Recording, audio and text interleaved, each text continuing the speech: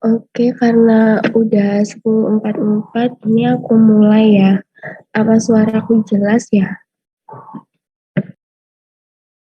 Jelas, Kak. Oke, kemarin kan udah dijelasin tentang reaksi-reaksi. Untuk sekarang aku mau bahas tentang penentuan struktur senyawa organik. Kalau di kimia itu namanya matkul PSSO. Untuk sekarang itu ditempuhnya semester 4.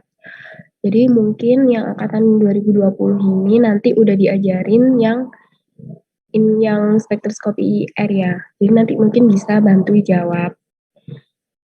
Yang angkatan di bawah semester 4 itu nanti mungkin kalau ada yang nggak paham mungkin bisa tanya aja ya on mic atau bisa chat. Uh, di penentuan struktur senyawa organik itu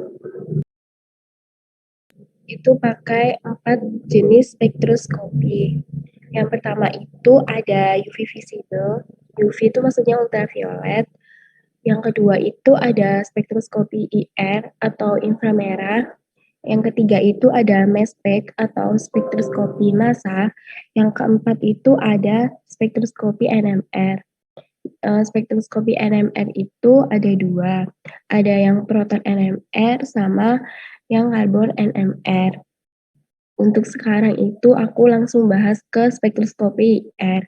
Aku gak bahas spektroskopi UVV soalnya di OnMIPA itu untuk pembacaan dari kurva UV-vis itu nggak ada. Soalnya kan UV-vis itu kan biasanya digunakan untuk analisa kuantitatif, kayak buat ngukur absorbensi sampelnya gitu. Maksudnya nanti persamaannya itu untuk ngitung konsentrasi dari sampel unknown.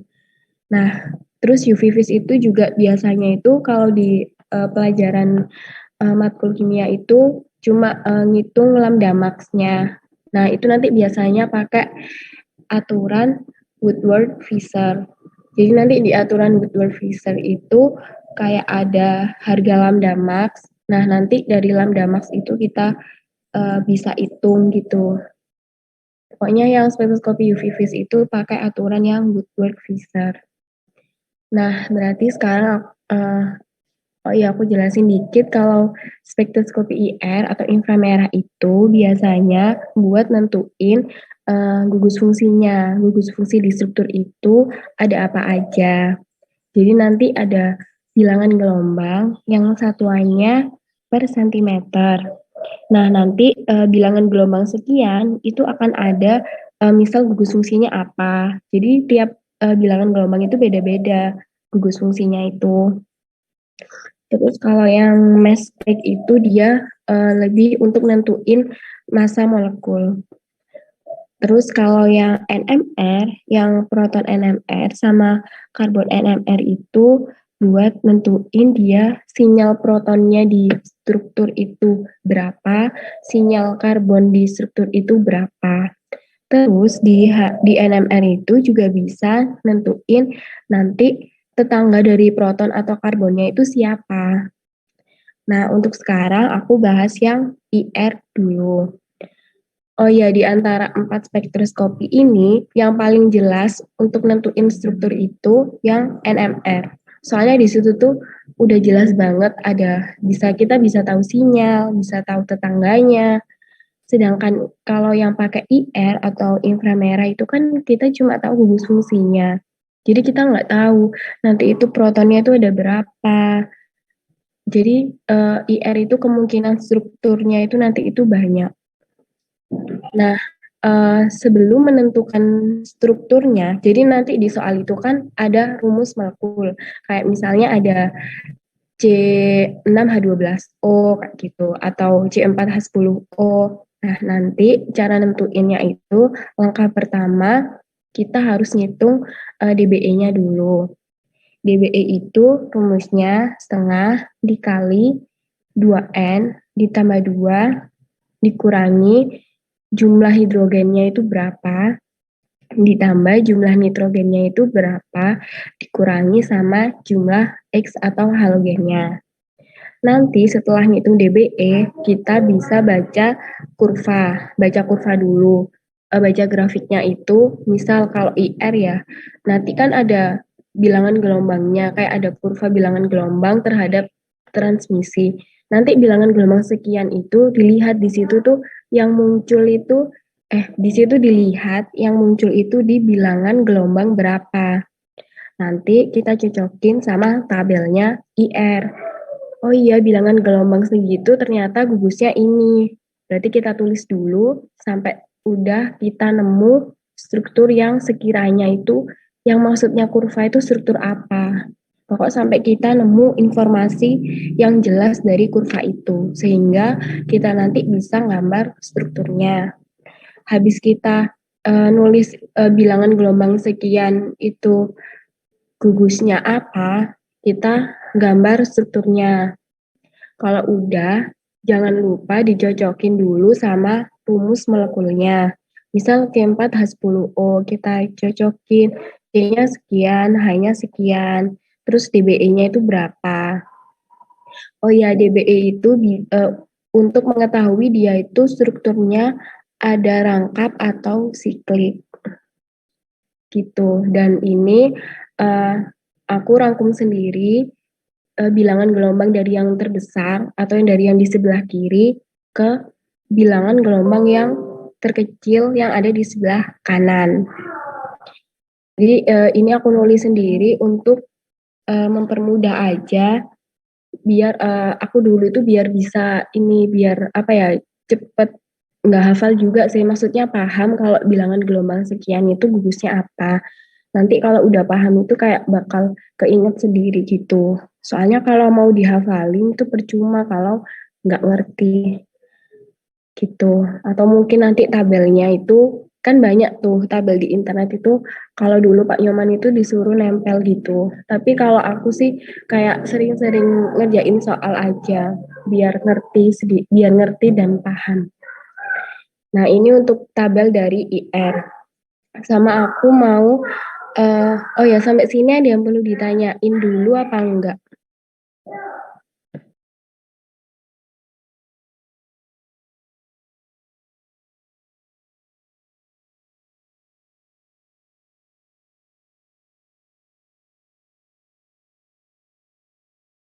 Kayaknya nggak ada ya. Oke, langsung aja lanjut. Eh, aku punya sedikit tips gitu.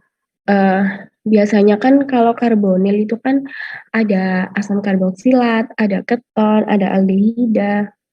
Kan maksudnya turunannya itu kan banyak gitu ya. Nah, gimana biar kita bisa kayak tahu atau enggak kalau kurva itu tuh karbonil yang mana ya?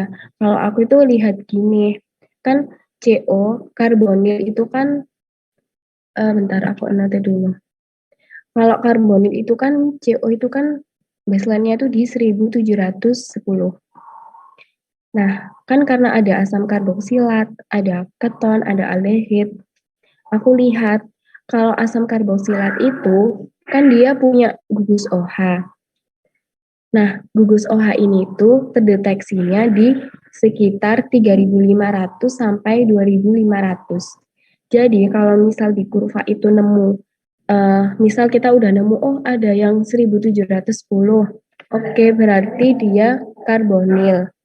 Nah, tapi karbonil yang apa? Nah, terus kita lihat di daerah sini tuh, di daerah 3.500 ini tuh ada grafiknya OH karboksilat nggak?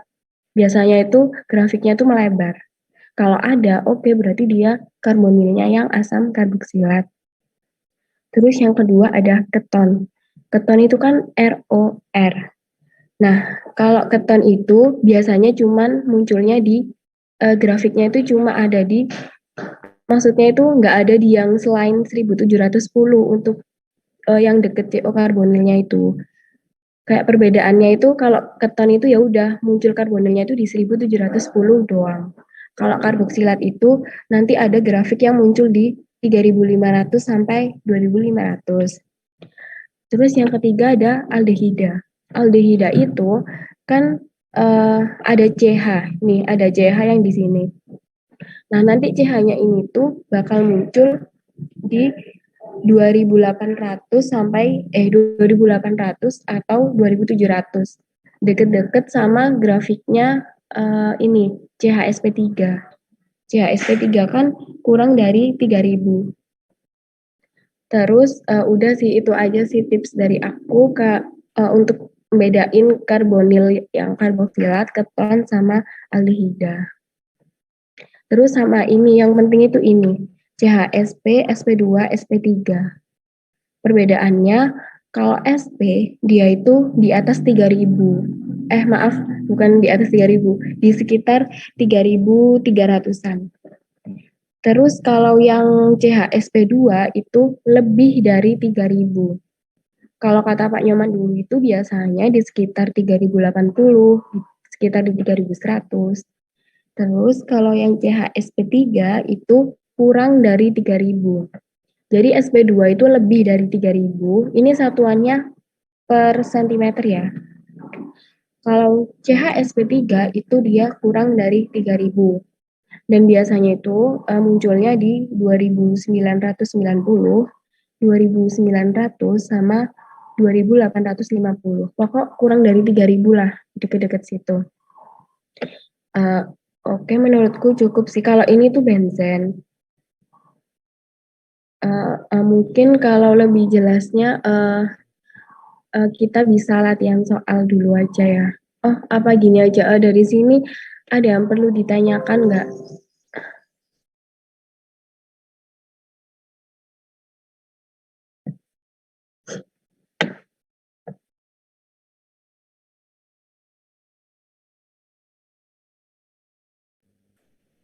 Intensitas kuat dan intensitas lemah itu ketajamannya itu ya Kak? Sorry, suaranya kurang bisa keras dikit nggak? Iya Kak, intensitas lemah dan intensitas kuat itu dilihat dari ketajamannya atau bagaimana Kak? Intensitas apa? Sorry nggak dengar. Intensitas kuat dan intensitas lemah Kak. Oh, intensitas kuat sama lemah. Iya, kalau kan habis ini aku lihatin yang soal bentar.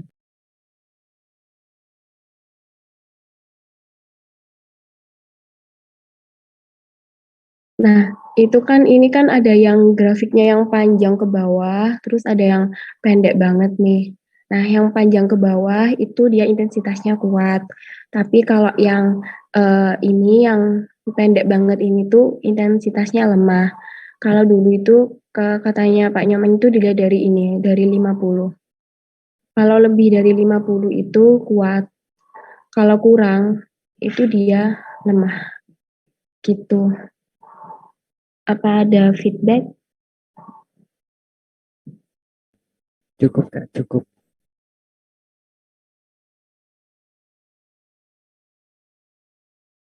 Oke, sekarang kita ngerjain soal dulu ya. Ini aku cek kasih soal yang paling mudah dulu. Jadi ini ada 3 molekul, rumusnya C6H12O. Tuliskan bagaimana membedakan ketiga molekul ini berdasarkan data IR tadi. Jadi mungkin habis ini aku kirimin tabel IR-nya ya biar kalian bisa ngerjain ini jelas gitu. Jadi nanti jangan lupa ini nggak perlu pakai DBE ya. Soalnya ini cuman kalian disuruh bedain antara struktur 1, 2, 3 ini bedanya itu apa sih? Gugus yang beda itu apa? Kalau udah nemu gugus yang beda apa, nanti tulis dia itu ada di bilangan gelombang berapa gugus itu tadi. Gitu ya. Oke, silakan dikerjain. Mungkin 10 menitan ya. Oh, atau 5 menit deh. 10.03 aku tanyain lagi, oke?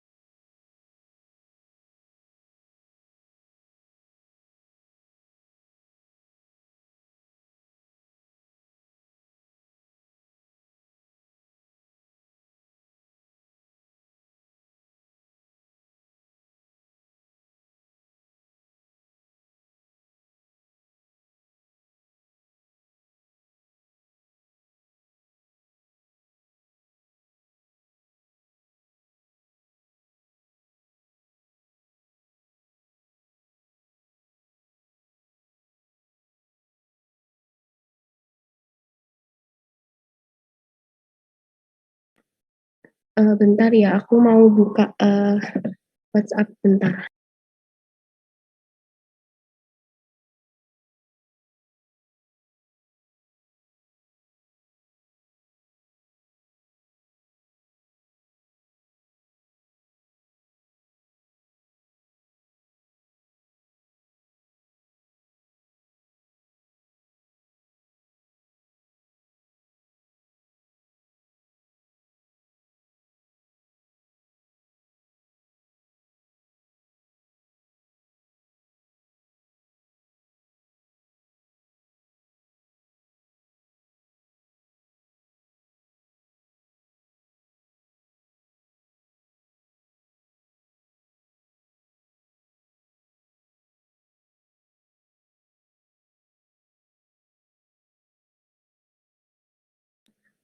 Oke, karena udah 11.03, aku langsung aja deh ya.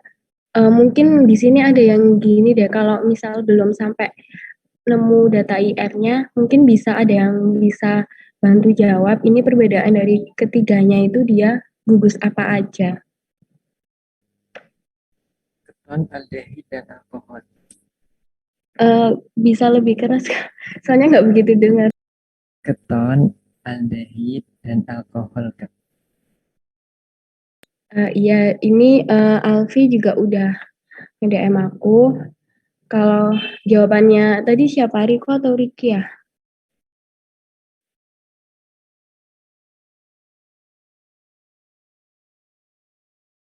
Oh, itu udah apa kak? Antara Riko sama Riki, soalnya di sini nggak kedeteksi suaranya. Itu udah benar jawabannya.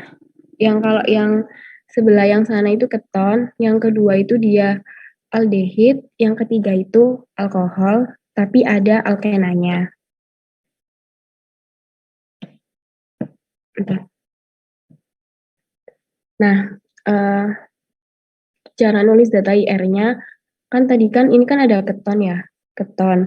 Nah, nanti itu ditulis keton itu berapa. Keton itu munculnya kan di 1710.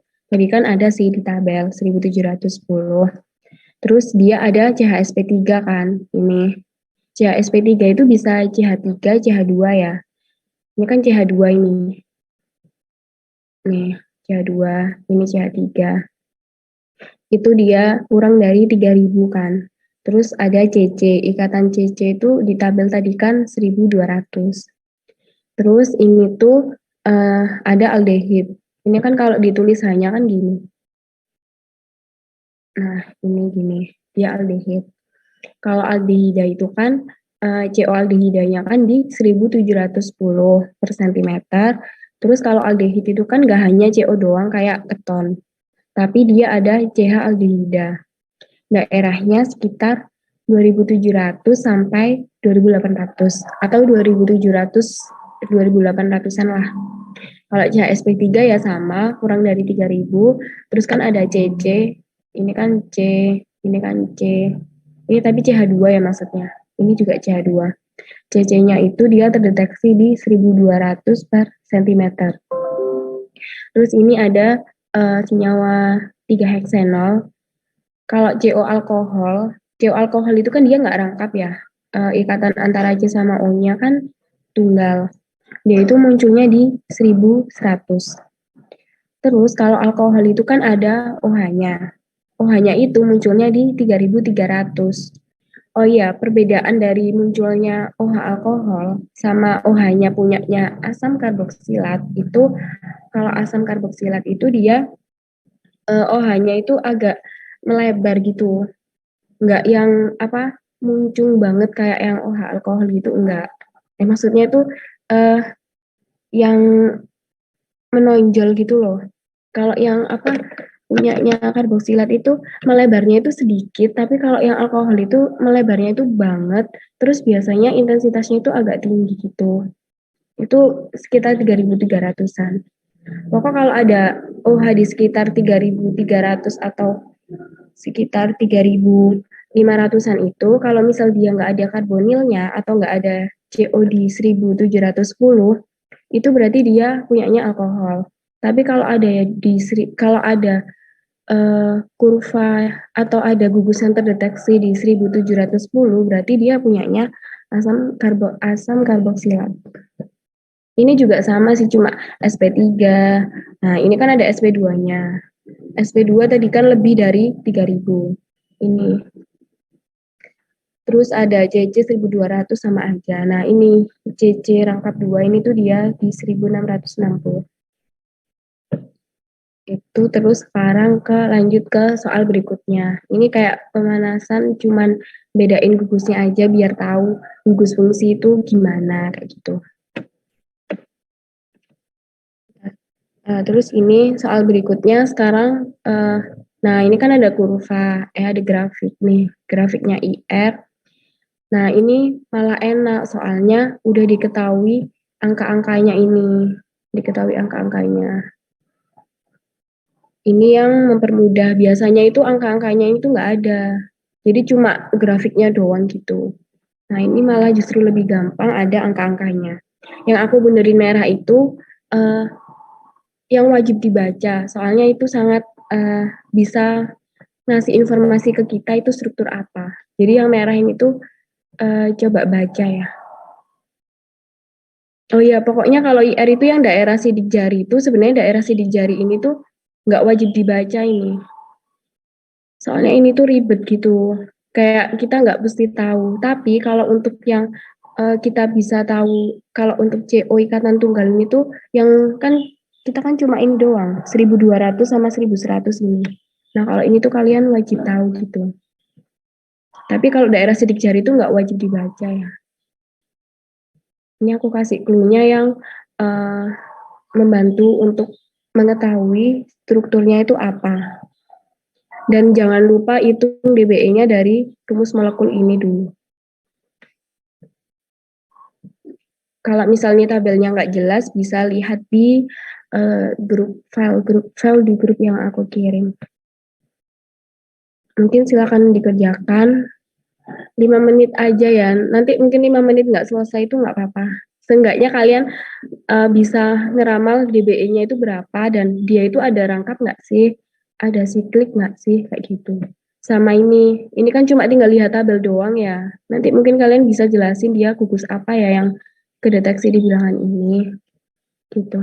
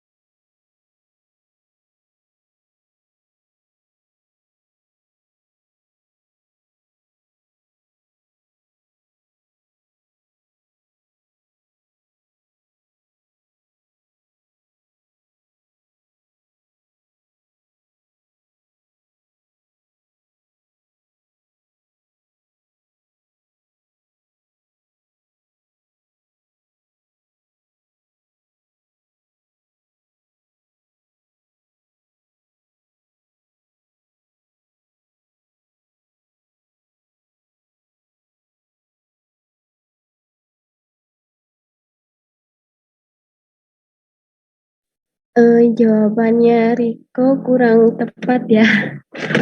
Soalnya kan itu nggak ada yang menunjukkan kalau dia itu ada gugus OH-nya kan di grafiknya itu.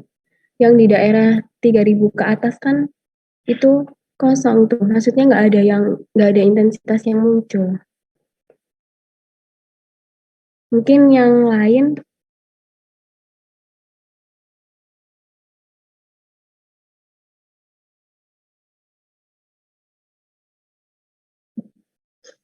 eh, daripada apa nungguin mending langsung aku bahas aja ya.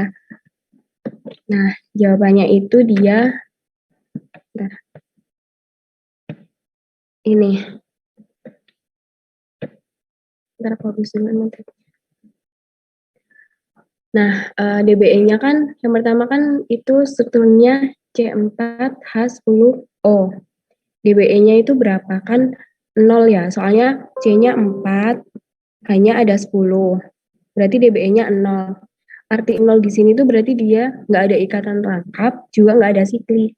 Jadi ya udah dia ikatan tunggal biasa. Nah, sekarang kita lihat. Aku tuh di sini cuma baca yang di gugus yang sekiranya penting kayak gitu. Di daerah ini aku anggap di daerah kurang dari 3000. Itu kan dia CHSP3. Nah, tapi setelah baca yang di grafik yang ini kan kayak kurang puas ya infonya. Kayak CHSP3 kan banyak gitu. Nah, terus aku lihat di daerah ini 1126. Oh iya, ini aku typo ya. Ini harusnya itu 1126. Mungkin pas itu aku nulisnya agak ngantuk gitu. Jadi ini harusnya 1126. Satu sama duanya itu kebalik. Jadi di daerah 1126 itu dia CO ether kayak gitu. Kenapa nggak alkohol?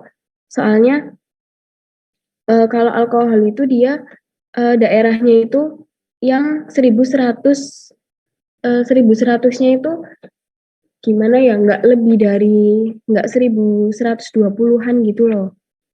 Dan kalau misalnya dia alkohol itu di C4H10O-nya itu susah gitu. Kayak aku kalau C4H10O itu lebih ke ether. Jadi ini aku yang 1126 itu aku nganggapnya itu CO ether. Nah, karena IR itu kita kan nggak tahu ya proton tetangganya itu berapa, terus proton tetangganya itu siapa, sinyalnya itu ada berapa.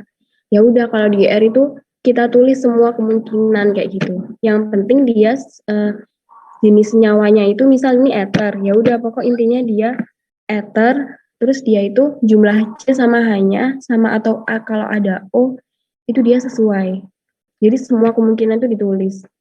Nah, ini aku tulis yang kalau O-nya di tengah sama kalau O-nya di samping sini. Jadi, kemungkinan jawabannya itu yang ini, dua ini. Nah, ini namanya itu etoksietana sama metoksipropana. Nah, kalau udah nemu ini, kita cek nih, oh iya dia nggak ada ikatan rangkap ya, kayak gitu. Berarti betul dong kalau DBE-nya 0. Terus lagi, dia kan ada CO ether. Nah, ini kan ether nih, CO ether. Berarti betul. Ya udah sorry sorry. Berarti ya udah jawaban strukturnya tuh ini. Gitu. Jadi bisa jawab ini, bisa jawab ini. Kalau di IR gitu. Tapi ini nggak berlaku buat yang NMR ya. Kalau NMR itu harus kan udah detail tuh spektrumnya. Jadi mau nggak mau harus strukturnya itu satu kemungkinannya gitu. Kalau IR itu bisa banyak. Ada yang ditanyakan nggak? Atau aku nggak jelas gitu? Atau gimana?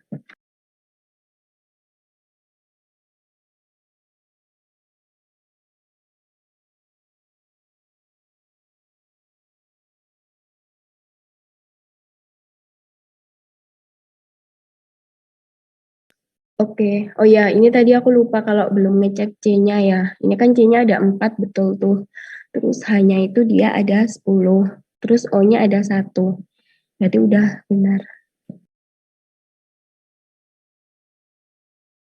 Oke, sekarang ke lanjut ini soal terakhir aja ya, karena habis ini kan selesai. Dah, ini mungkin 5 menitan lagi gitu. Ngitung DBE-nya jangan lupa.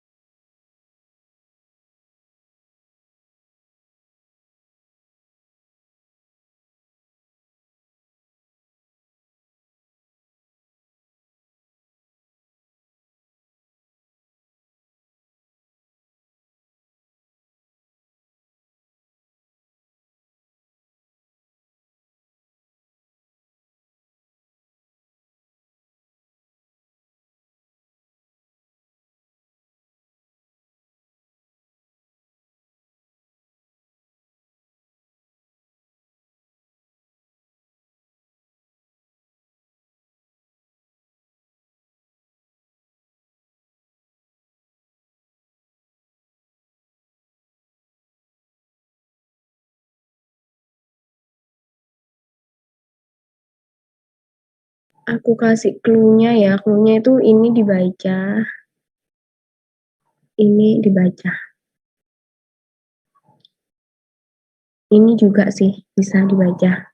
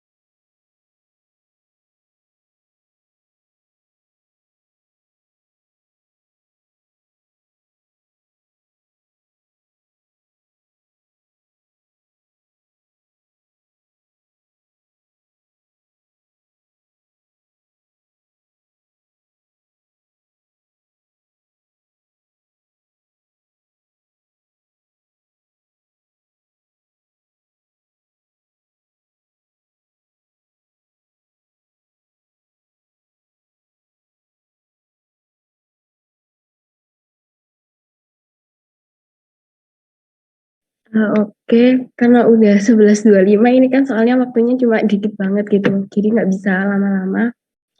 Eh, ini aku clear. Aduh, nggak usah. Nah, ini kan tadi aku bilang kalau yang dibaca itu kan yang eh, tiga ini, satu, dua, tiga. Kenapa kok yang lain enggak? Soalnya aku tuh biasanya cuma baca yang oke, sekiranya aku udah dapat informasi yang jelas, ya udah aku nggak baca yang lainnya gitu. Nah, ini kan di 1710 ini kan ya CO, tapi CO-nya kan aldehid. Kenapa? Soalnya kan tadi aku bilang kalau di 2700 sama 2800-an itu ada eh, apa namanya eh, ini grafiknya itu ada yang muncul. Nah, itu berarti dia aldehid. Terus kalau biasa lah kalau yang kurang dari 3000 itu selalu CH sp3. Nah, kan tadi kan udah ketemu tuh DBE-nya. DBE-nya itu inget ya cara ngitungnya 2 dikali jumlah C-nya berapa, habis dikalikan ditambah dulu. Habis ditambah 2 itu nanti dikurangin sama jumlah hidrogennya berapa. Kan di rumus itu kan 10. Ya udah 10, sorry sorry. 12. Yang 10 yang soal satu tadi ya. Ini kan 12. Kan C6H12O. Ya udah berarti dikurangi 12. Nanti ketemu deh DBE-nya 1. Nah, satu ini kemungkinan rangkap atau siklik. Nah, ya udah karena kita udah tahu aldehid ya tinggal dihitung saja. Tinggal ditulis maksudnya, tinggal ditulis. Oh ya, aldehid. C-nya berapa ya? Ada 6. Oh, C-nya ada 6, berarti kita tulis C-nya 1, 2, 3, 4, 5, 6. Tadi Alfi udah benar kalau nanti di pucuknya itu ada gugus aldehid, terus C-nya mengikuti. Nah, karena kita ini IR, nggak tahu sinyal hanya itu berapa sih sama sinyal C-nya. Jadi kita bisa nulis kemungkinan lagi dia itu punya cabang metil di sini. Nah, cabang metil ini nanti itu bisa di tengah-tengah sini. Bisa di tengah-tengah sini. Ini juga bisa di sini. Nah, nanti juga bisa di sini. Jadi nanti kemungkinannya bisa satu, dua, metil yang di nomor 2, C nomor 2, terus metil yang di C nomor 3, terus metil yang di C nomor 4. Asalkan jumlah C sama H-nya sama kayak ini. C6, H12 tuh. Jadi di R itu banyak kemungkinan struktur ya. Kalian bisa nuliskan lebih dari satu. Kalau dulu pas ujian gitu, aku nulisinnya tuh lebih dari satu. Terus ada yang tahu nggak ini nama senyawanya apa? Kan udah pada dijelasin tentang tata nama nih. Mungkin ada yang mau jawab nama struktur dari ini sama ini aja deh. Apa?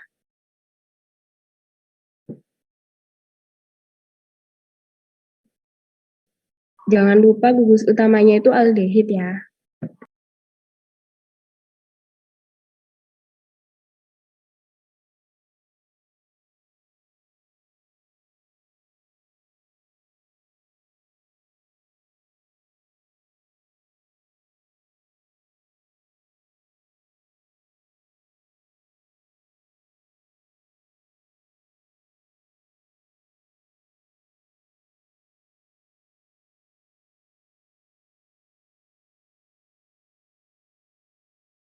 Ada yang jawab tuh Ananda Maharani sama Alfi ya.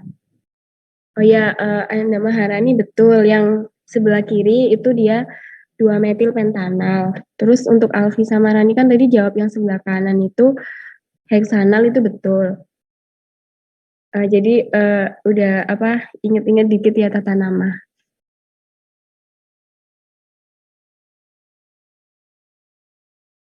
Nah, itu tata namanya. Karena ini kan waktunya udah 11.30 dan sepertinya semuanya udah capek.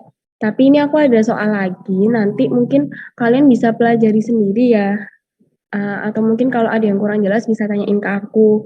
Nggak hanya spektroskopi IR aja, yang lain juga bisa tanya ke aku kalau aku bisa jawab sama ingat sama matkul PSSO dulu. Mungkin nanti aku share habis ini. Apa sebelum aku akhiri ada pertanyaan lagi nggak? Dari saya belum ada, Mbak. Oke, kalau nggak ada, aku akhiri. Terima kasih udah hadir di Zoom dan dengerin dan respon dikit-dikit. Kurang lebihnya kalau aku ada salah, mohon maaf. Habis ini materinya aku share. Semangat. Wassalamualaikum warahmatullahi wabarakatuh. Waalaikumsalam warahmatullahi wabarakatuh. Terima kasih, Mbak. Terima kasih, Kak. Oke, boleh keluar.